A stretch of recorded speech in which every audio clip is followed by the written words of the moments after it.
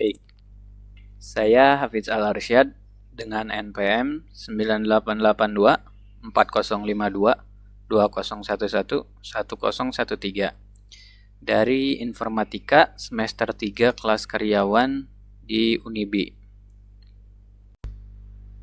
Di sini saya akan menjelaskan beberapa materi yang ada di mata kuliah entrepreneurship.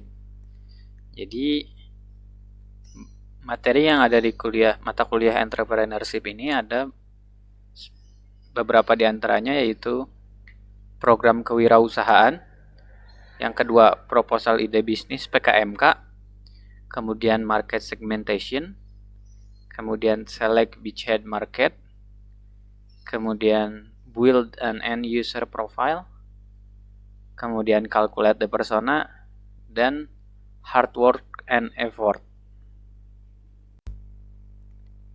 Baik, jadi yang pertama kita bahas adalah materi program kewirausahaan dan proposal ide bisnis PKMK. Jadi PKMK itu apa sih? Nah, PKMK ini adalah program kreativitas mahasiswa kewirausahaan. Jadi itu merupakan program kreativitas mahasiswa dalam menciptakan aktivitas usaha dengan tujuan untuk memotivasi dan membuka peluang bagi mahasiswa untuk menghasilkan karya yang kreatif dan inovatif.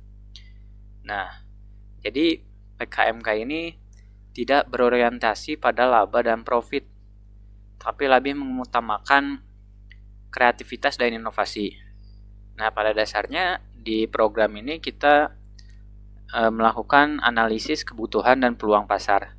Jadi di pasar yang ada saat ini kita cari peluang, kita cari sesuatu yang bisa kita jadikan bisnis, sesuatu yang kemudian kita membuat komoditas baik barang atau jasa untuk memenuhi kebutuhan atau peluang tersebut. Nah, tapi ingat, jadi di sini yang diutamakan adalah kreativitas dan inovasi. Kemudian di PKMK ini, karena ini merupakan program pemerintah, jadi kita nanti bisa mengajukan proposal. Nah, untuk proposalnya terdiri dari pendahuluan. Nah, di sini kita memberi alasan disusunnya proposal PKMK. Kemudian dijelaskan juga jenis produk, spesifikasi produk, perbedaan dan kelebihan atau keunggulan dengan produk-produk sejenis yang sudah ada. Kemudian ada gambaran umum rencana usaha. Nah, di sini kita menguraikan kondisi lingkungan yang menunjukkan potensi sumber daya dan peluang pasar. Setelah itu ada juga metode pelaksanaan. Nah, di metode pelaksanaan ini berisi uraian tentang teknik atau cara membuat produk komoditas usaha yang kita pilih tadi, kemudian cara pengemasan, kemudian memasarkannya juga. Setelah itu ada biaya dan jadwal kegiatan. Jadi usaha kita ini perlu biaya berapa, terus jadwalnya juga harus dijelaskan di sini. Kemudian ada daftar pusaka dan lampiran. Nah, tapi pada saat ini kan masih COVID-19 ya. Jadi untuk pelaksanaan PKMK ini bisa dilakukan lewat online, virtual, digital, dan offline. Ya, jadi di PKMK ini kan nanti kita mengusulkan ide kita, ide bisnis kita. Nah, kriteria pengusulan ini ternyata ada beberapa yang ditentukan. Jadi misalkan kelompok pengusul ini berjumlah 3-5 anggota. Kemudian nama pengusul ditulis dengan lengkap di proposalnya. Kemudian tidak terikat dengan bidang ilmu ya. Kemudian peserta ini merupakan mahasiswa aktif program pendidikan S1 yang terdaftar di PD Dikti. Kemudian ada juga program studi peserta ini bisa berasal dari berbagai macam. Kemudian dana. Jadi dana per judul ini harus ada di kisaran 5 juta sampai 10 juta. Setelah program kewirausahaan dan proposal ide bisnis PKMK, kita lanjut untuk membahas ke materi market segmentation. Jadi, dalam usaha itu, unsur utama yang paling dibutuhkan adalah pelanggan yang membayar atau paying customer. Nah, untuk memiliki bisnis yang bagus dan berkelanjutan atau tahan lama ya, diperlukan cukup banyak yang membayar cukup uang dalam waktu yang relatif singkat, sehingga bisnis tidak kehabisan modal dan mendapatkan profit. Jadi kita dalam bisnis ini kita perlu cukup banyak paying customer yang membayar dalam waktu yang singkat, sehingga kita istilahnya balik modal. Nah, kemudian untuk membuat perusahaan baru dalam pasar, kita harus fokus kepada target pelanggan atau target customer. Nah, target customer ini apa sih? Nah, jadi target customer itu merupakan sekelompok pelanggan yang potensial yang memiliki karakteristik yang sama dan memiliki alasan yang sama juga untuk membeli suatu produk tertentu. Nah, jadi fokus kepada jadi target customer ini kan berpotensi menjadi paying customer ya. Nah, jadi fokus kepada target customer yang memiliki potensi menjadi paying customer ini sangat penting. Namun hati-hati pada dua kesalahan yang biasa ditemui. Yang pertama yaitu selling to everyone atau menjual ke semua orang. Nah, ini jadi kita nggak cocok digunakan di startup ya. Karena startup itu kan sumber dayanya terbatas, biayanya terbatas. Jika kita salah gitu, jadi selling to everyone istilahnya kita ketemu si A ini butuh barang A, nah kita buat.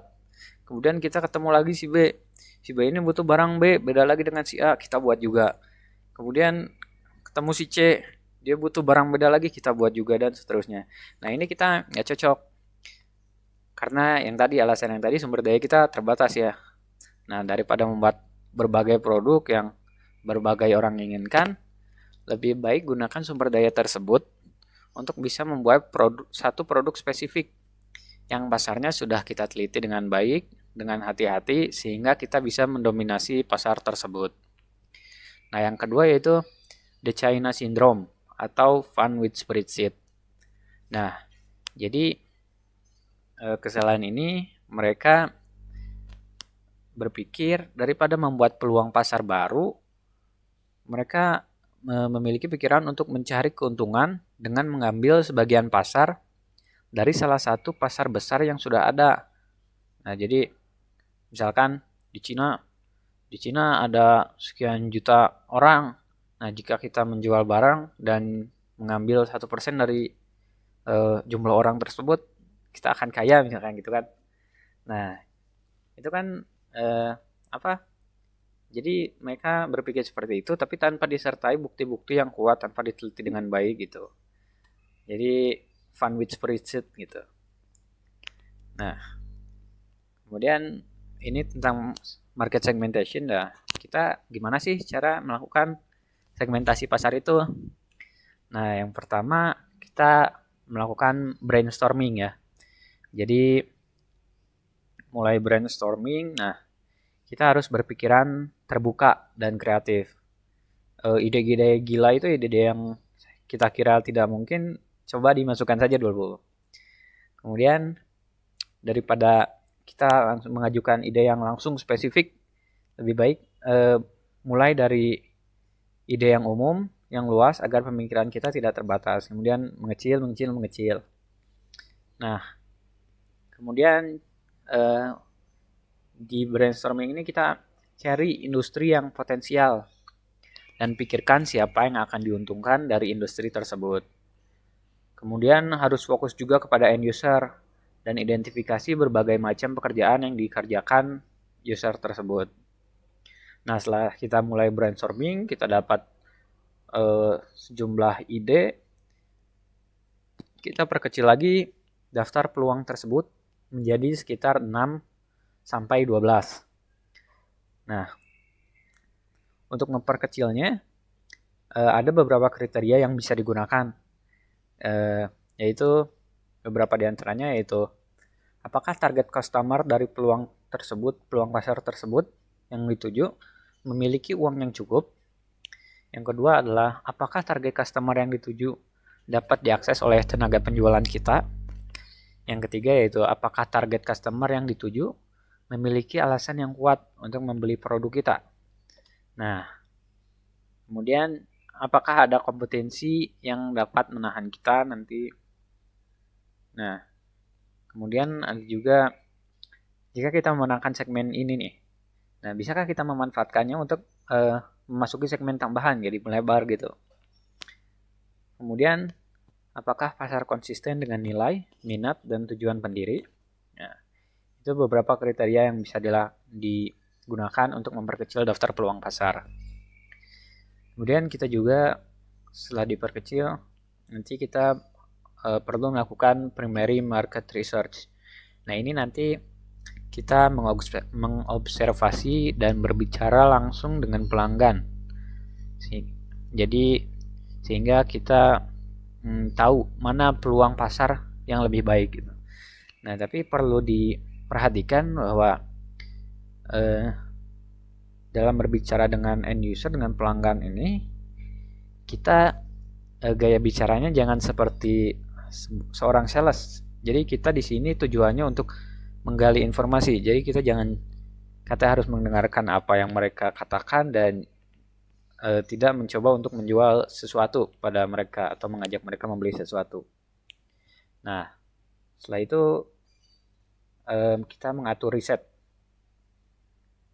Nah, kategori utama informasi yang dibutuhkan yaitu tentang end user, kemudian tentang aplikasi atau penerapan produk, kemudian keunggulan-keunggulan produknya, kemudian lead customer, kemudian karakteristik pasar yang kita tuju, kemudian partner kita merupakan kategori yang utama juga, kemudian ukuran pasarnya sudah jelas, kemudian kompetisi dan aset yang dibutuhkan.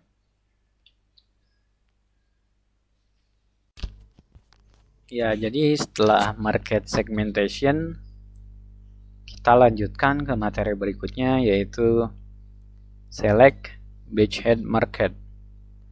Nah, di sini jadi dari 6 sampai 12 ide bisnis yang sudah kita pilih tadi dari daftar yang sudah kita kecilkan, kita pilih lagi salah satunya yang kita akan benar-benar kejar. Kita akan benar-benar perdalam lagi, kita akan teliti lagi. Nah, pengibaratan dulu, misalkan kalau dalam militer, jadi ada perang antara dua pihak. Nah, jadi ada satu strategi yang disebut beachhead strategi. Jadi misalnya dalam perang, suatu pihak mengirimkan beberapa pasukannya ke daerah pantai lawan untuk dikuasai dan dijadikan markas. Nah, setelah mereka kuasai ini, kan setelah mereka jadikan markas, jadi pihak penyerang tersebut bisa mendaratkan lebih banyak pasukan dan bisa menyerang ke daerah-daerah lain di sekitarnya. Jadi mereka punya sumber daya untuk menjamah daerah sekitarnya. Nah, sama halnya dengan bisnis. Jadi dengan memilih satu pasar yang akan kita kuasai, startup kita ini akan memiliki posisi yang kuat. Kita akan memiliki posisi yang kuat. Dengan begitu startup kita akan memiliki cash flow yang bisa kita sebut positif ya. Dan startup ini bisa berjalan terus, bisa tahan lama.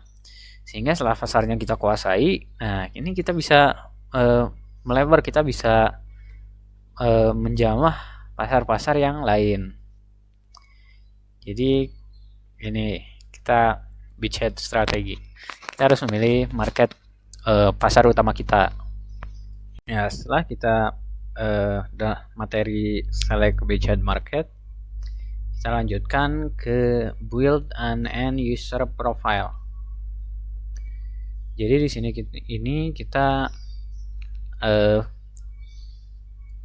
menggunakan primary market research untuk mencari detail deskripsi dari end user pasar yang kita pilih. Ini tadi setelah kita pilih dari sini kita pilih pasarnya, kita cari deskripsi detail dari end user pasar tersebut.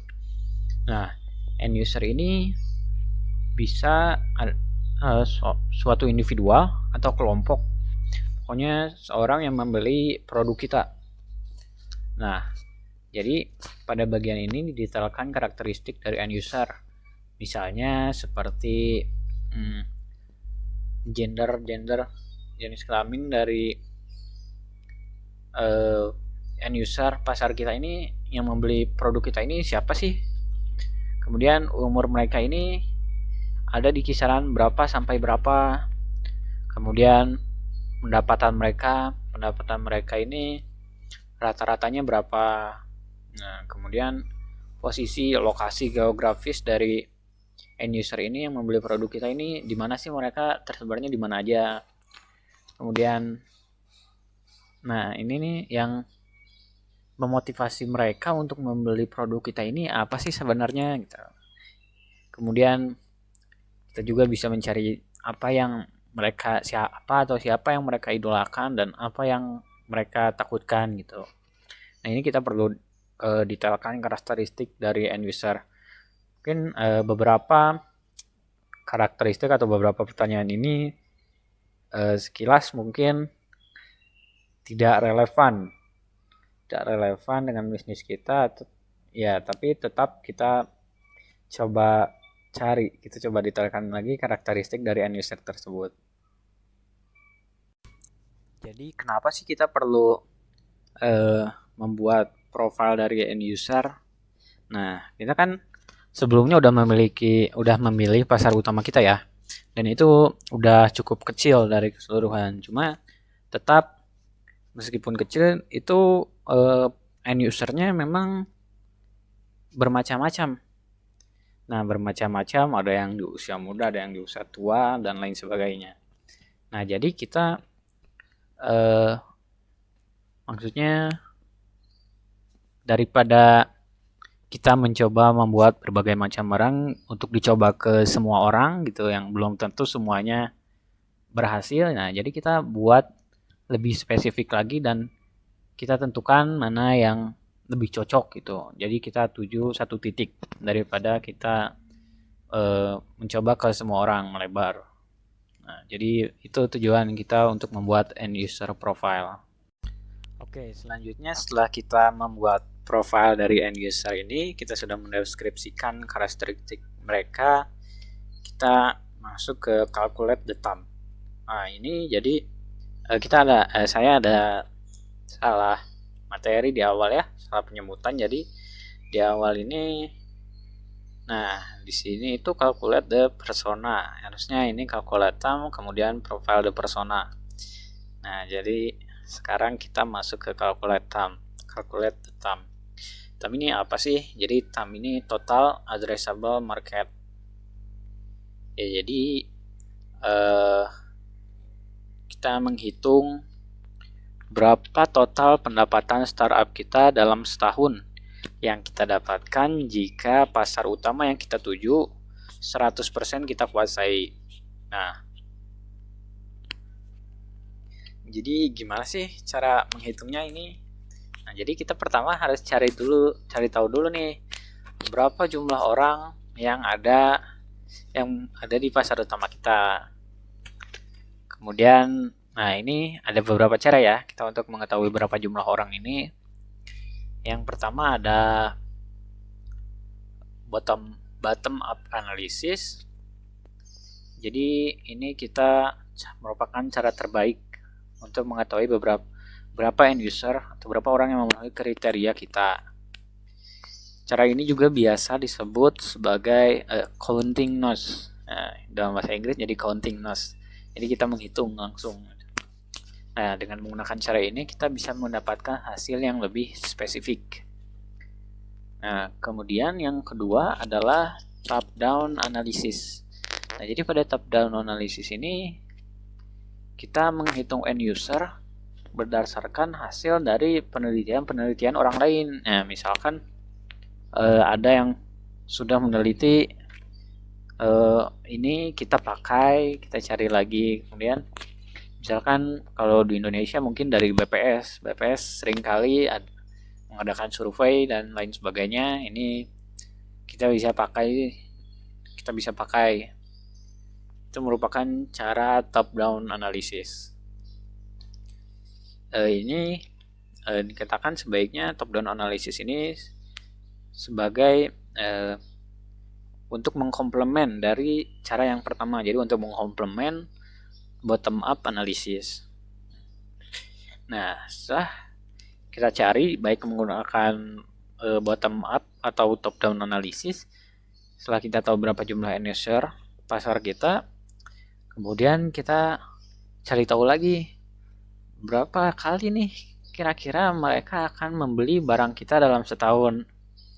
Jadi berapa banyak uang yang akan mereka keluarkan untuk barang atau jasa yang kita buat dalam setahun. Misalkan 2 kali atau 3 kali, dan sekali pembelian itu misalkan 30.000 atau 60.000 mungkin. Nah, kemudian ini setelah kita tahu jumlah end user dan berapa yang akan mereka keluarkan, kita kalikan kedua angka tersebut. Nah, itu jadi adalah hasil kalkulasi TAM kita.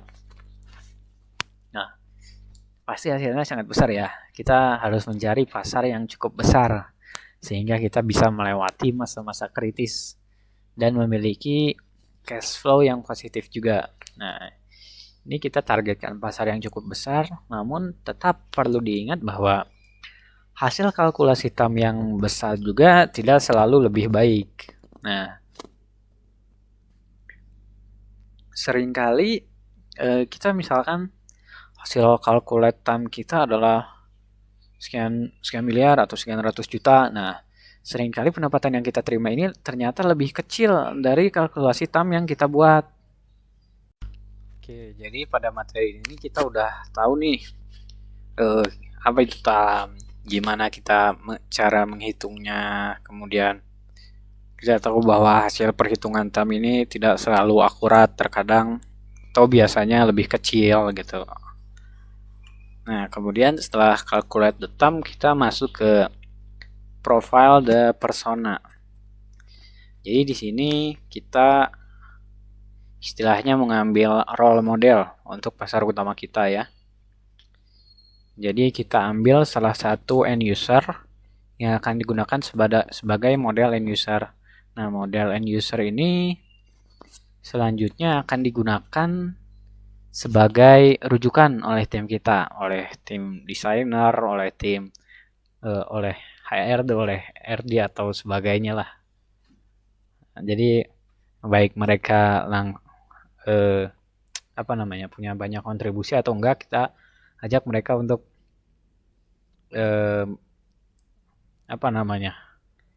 berdiskusi untuk mencari model end user ini.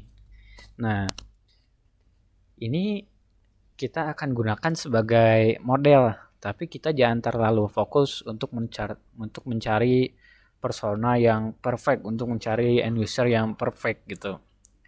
Nah, kita ambil aja perkiraan terbaik dan langsung mulai proses.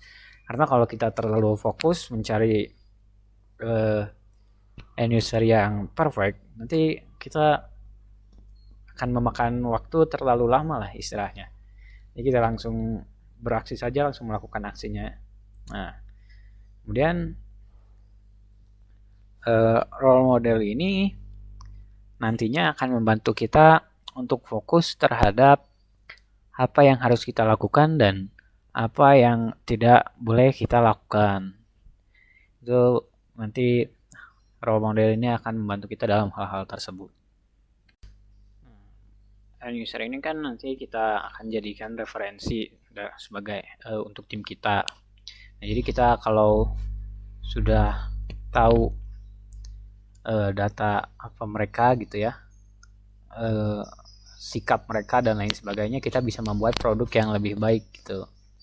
Nah, ini cara aja kita bisa dari data-data yang ada, kemudian nanti kita bisa lanjutkan ke interview dengan role model yang kita pilih tadi. Nah, Mungkin untuk beberapa perusahaan besar mungkin ya, mereka punya banyak persona mungkin, banyak role model. Maksudnya misalkan eh, Google atau eBay atau Amazon mungkin ya, mereka dua sisi, maksudnya jadi ada role model untuk pembeli dan ada juga role model untuk penjual gitu kan. Nah mungkin mereka punya untuk pembeli ini mungkin mereka punya ada beberapa role model dan penjual juga ada beberapa role model. Tapi kita sebagai startup ini nggak punya kelebihan tersebut gitu ya. Kita nggak punya sumber daya dan lain sebagainya untuk mengcover itu. Jadi paling nggak misalkan kalau memang pasar kita memiliki dua sisi seperti tadi pembeli dan penjual, kita cukup satu saja, kita buat satu role model untuk masing-masing sisi. Oke, jadi itu ya untuk profile the persona. Kemudian setelah profile the persona, nah kita masuk ke materi hard work and effort.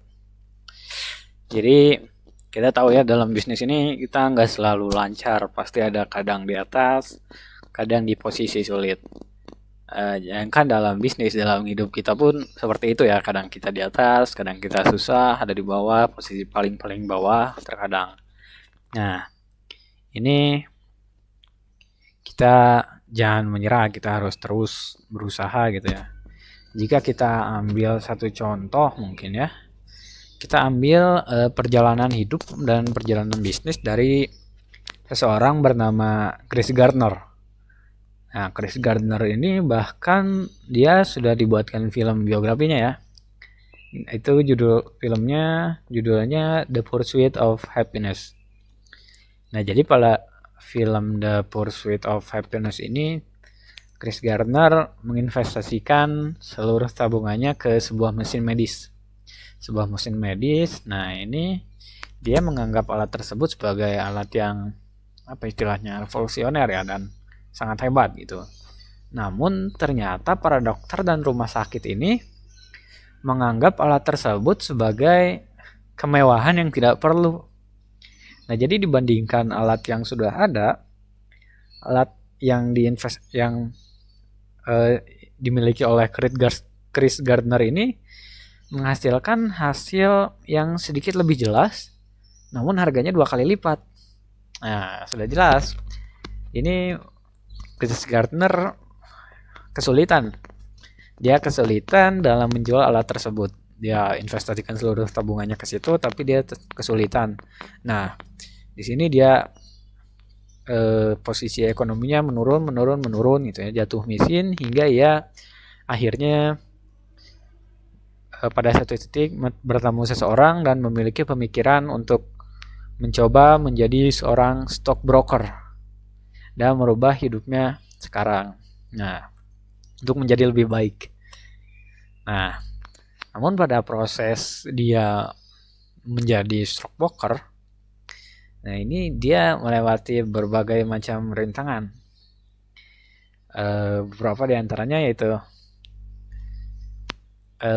dia alatnya dicuri, beberapa kali alatnya dicuri, kemudian dia kejar-kejar nggak dapat, kemudian waktu pulang ke rumah itu agak ada argumen dengan istrinya gitu ya, kemudian dia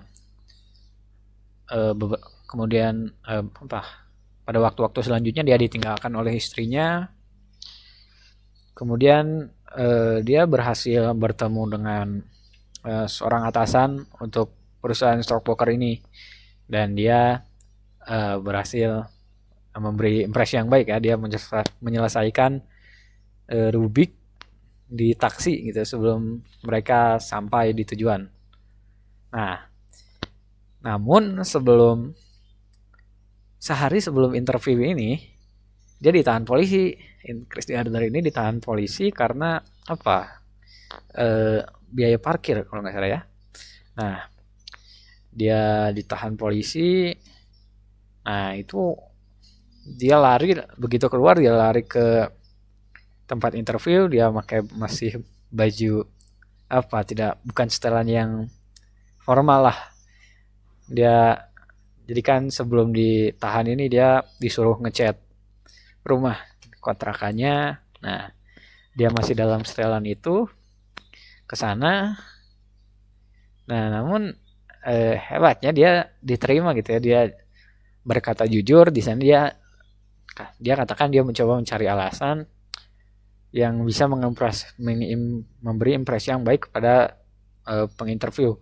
Namun dia katakan dia tidak mendapatkan ide apapun dan akhirnya mengatakan hal yang jujur. Nah, itu interview terus berlangsung dan dia diterima akhirnya.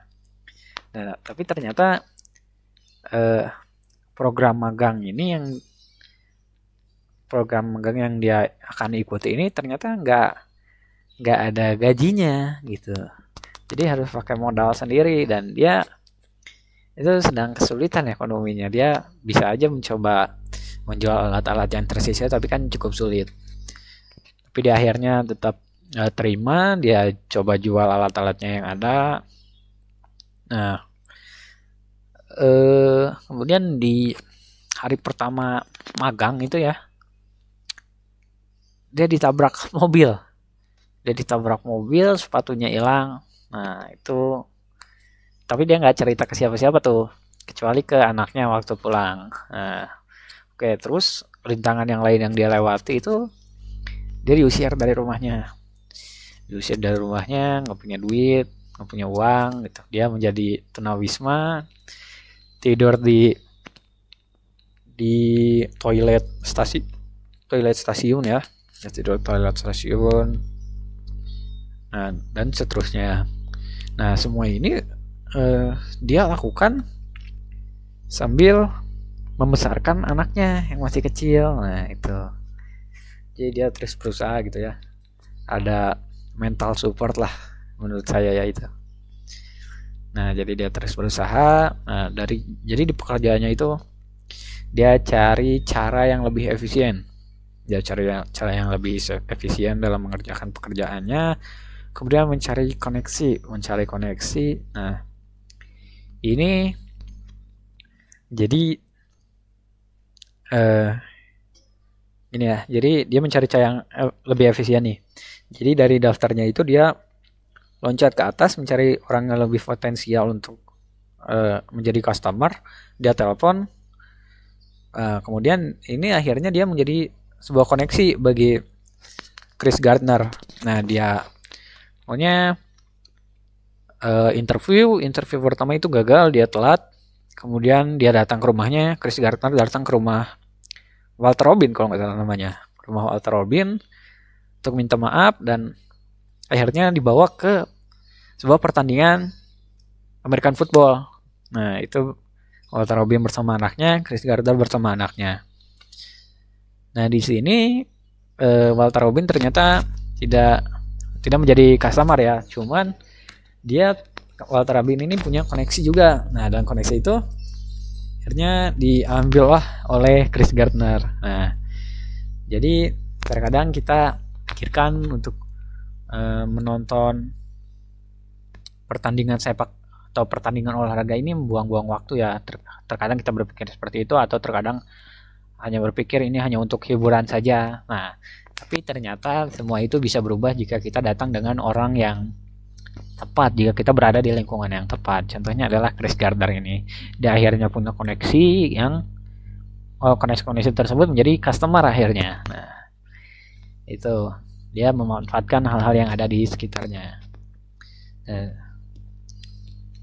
Nah, akhirnya ini Chris Gardner pun menjadi satu orang yang dipilih untuk menjadi stockbroker di perusahaan tersebut. Dari sekian puluh orang yang magang bersama dirinya, Chris Gardner menjadi satu orang yang dipilih. Dan sekian tahun berikutnya, dia akhirnya mendirikan perusahaan sendiri, yaitu Gardner Rich Co. Nah, ini kita bisa ambil banyak hikmah ya mungkin. Jadi kita harus terus berusaha, kita terus berjuang gitu. Kemudian yang saya suka sih dari sini Chris Gardner ini kan gak apa istilahnya, memberitahu kesulitannya kepada orang lain di tempat-tempat kerjanya gitu ya.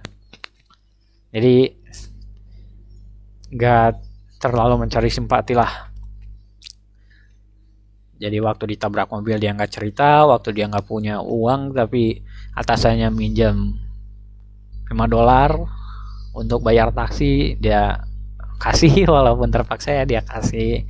Dia nggak cerita, wah saya nggak punya uang nih gimana, nggak gitu. Nah itu, jadi ini merupakan banyak hikmah yang bisa kita ambil ya dari film The Pursuit of Happiness ini. Oke, materi kita untuk hard work and effort ini sudah beres ya. Mungkin sekarang saya coba share. Ini adalah contoh kalkulasi TAM dari sebuah produk kayu. Itu puzzle kayu untuk anak-anak. Jadi ini target customernya itu adalah orang tua yang dalam usia sekitar 24 sampai 30 tahun. Ini jadi yang utama ya. Yang paling utama itu karena situ kan biasanya mereka punya anak ya yang masih kecil. Biasanya mereka punya anak yang masih kecil dan anak pertama itu. Nah, jadi ini kan puzzle kayu ini sangat berguna untuk tumbuh kembang anak ya. Dari kemampuan kognitif, mengingat dan lain-lain. Ini juga aman untuk anak puzzle ini. Nah, ini saya mengambil untuk mencari jumlah end user. Di sini digunakan top down analysis. Jadi kita mengambil data dari sumber lain, jadi hasil penelitian orang lain. Dan ini kita ambil dari website BPS. Jadi BPS sudah mengadakan survei untuk mengetahui jumlah jumlah remaja di Indonesia. Kemudian ada tempatnya, ada di pedesaan dan perkotaan, kemudian ada kelompok umur, rentang tahun, dan jenis kelamin. Nah, ini dia persentase remaja. Nah, status perkawinannya untuk 19 sampai 24 tahun adalah 27,58% yang sudah kawin. Dan untuk kelompok usia 25 sampai 30 ada 69,10. Nah, ini berdasarkan data dari BPS, diperkirakan jumlah pemuda di Indonesia adalah 64,5 juta jiwa. Dengan jumlah pemuda kelompok umur 19 sampai 20 tahun adalah 25.838.700 jiwa. Nah, ini dari mana nih? Nah, ini dari 40,6%, 0,6% dikali 64,50 juta jiwa menghasilkan data ini 25.838.700 jiwa. Nah, dari total ini sebanyak 7.126.313 jiwa berstatus kawin. Nah, itu untuk kelompok umur 19 sampai 24 tahun. Nah, ada juga jumlah pemuda dengan kelompok umur 25 sampai 30 tahun. Adalah 25.361.400 jiwa. Nah, itu totalnya dengan 17.524.727 jiwa berstatus kawin. Nah, dari data tersebut total pemuda dalam kelompok umur 19 sampai 30 tahun yang berstatus kawin adalah, jika kita totalkan, 24.651.040 jiwa. Nah, ini merupakan remaja pemuda berstatus kawin di kelompok umur 19 sampai 30 tahun. Tapi sini kita end user kita pasar yang kita targetkan adalah orang tua dari usia 24 sampai 30. Karena mungkin kalau dari usia 19 kadang mereka agak kesulitan mungkin di ekonominya ya, mungkin. Nah, ini kita coba hitung.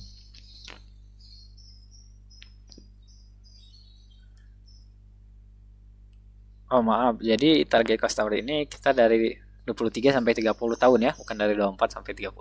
Jadi 23 sampai 30, yang berarti customer yang memungkinkan adalah sekitar 17 juta sampai 24 juta jiwa. Setelah kita hitung, sekitar 17 juta sampai 24 juta jiwa. Kenapa 17 juta sampai 24 juta? Karena kita kan targetnya 23 sampai 30 tahun. Jadi 17 juta ini adalah banyak pemuda berstatus kawin dari usia 25 sampai 30. Karena umur 23 dan 24-nya belum termasuk, kita ambil dari sini. Jadi kira-kira karena ini totalnya 24, jadi kira-kira paling sedikit segini dan paling banyak 24 juta. Nah, berdasarkan kalkulasi TAM tersebut, jika dalam 1 tahun setiap customer melakukan pembelian 2 PCS produk sebanyak 2 kali. Nah, harga produk yang kita pasang ini, jadi harga produk yang kita pasang adalah 30.000 ya per satu produk. Jika jumlah customernya ini ada salah perhitungan. Jadi jika jumlah customernya 17 juta sampai 24 juta dan dikali 2 PCS, maka kurang lebih dalam 1 tahun ya, jadi kira-kira 4 PCS berarti 120.000 dikali total pembeli, maka hasilnya sekitar, wah ini besar sekali ya, jadi 2 triliun ya, kurang lebih seperti itu untuk kalkulasi TAM. Ya, mungkin dari saya cukup sekian. Terima kasih. Assalamualaikum warahmatullahi wabarakatuh.